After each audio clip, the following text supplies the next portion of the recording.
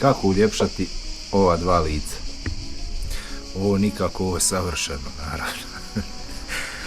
Ovo može.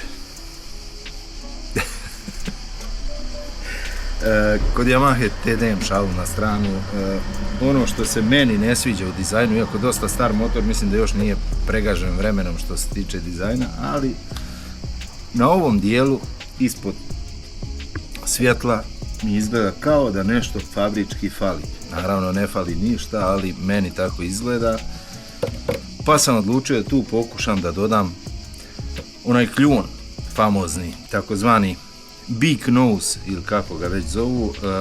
Jedni kažu nemoj, to je seljački, glupo je, šta praviš GS-a od TDM-a, ne pravim GS-a, definitivno samo mi nešto tu fali i pokušat ću da stavim pa kako bude. Kakav kljun vjerovatno vas zanima, evo ovaj. Inače tražio sam za Yamahu TDM, nisam našao sam nešto jako skupo, što izgleda identično kao ovo. Ovo je sa Temua ili sa AliExpressa, nisam 100% siguran. Vidjet ćete na ekranu ako nađem i cijenu i sve. Što se tiče plastike, nije to loše uopšte, jako čvrsto, dobro i elastično, ali problem je što je ovo taj big nose za, odnosno taj drugi blatobran, kako da ga nazovem, za Yamahu Tracer 07, čini mi se.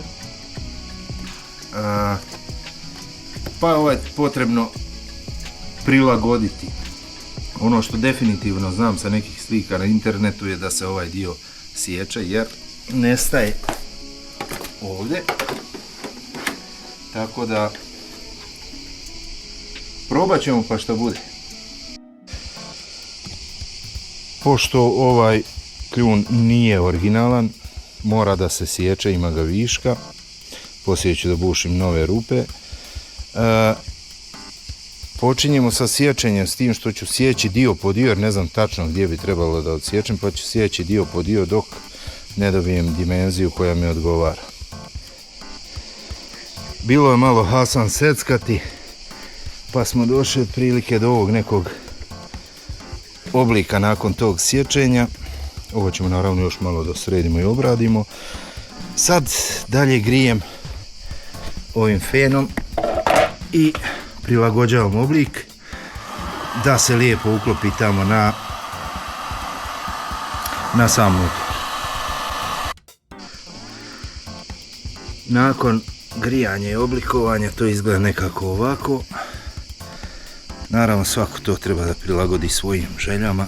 Meni se sviđa ovakav ugao kakav je sad i to ću i da montiram na motor. Zatim sve premjerimo, namjestimo, obilježimo mjesta za bušenje rupa i bušimo rupe. Uz ovaj nos su došle i ove gume koje je trebalo da idu u one rupe koje smo odsjekli. Ovdje ćemo sad da bušimo nekih 14 mm, da stavimo ovu gumu amortizacijonu unutra i ovako to onda izgleda, dolazi ovaj dio i dolazi vijak kroz to. Gore će da bude matica sa podloškom gumenom i to bi trebalo da bude u redu.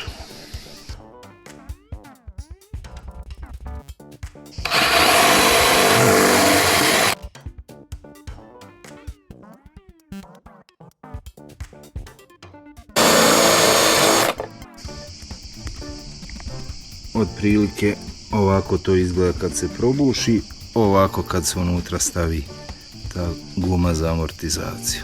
U plastici motora sam morao da bušim rupe i plan je da idem na ove postojeće vijke za bočne plastike. Tu vidjet ćemo da li će ići. Ovako s gornje strane jedna podloška s gumom, vijak, matica samo osiguravajuća i to je to. Jedno lice smo uljepšali. Ostaje još ovo moje, to će biti teži zadatak. Evo kako to sad izgleda. Po mom mišljenju odlično, ja sam dobio upravo ono što sam želio i to je to.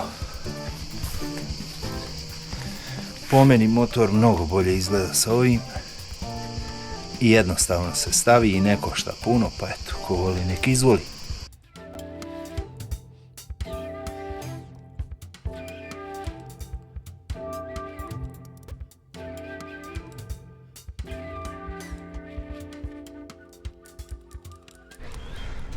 Da ne bude dileme kako to sve stoji, izrazito čvrsto, evo.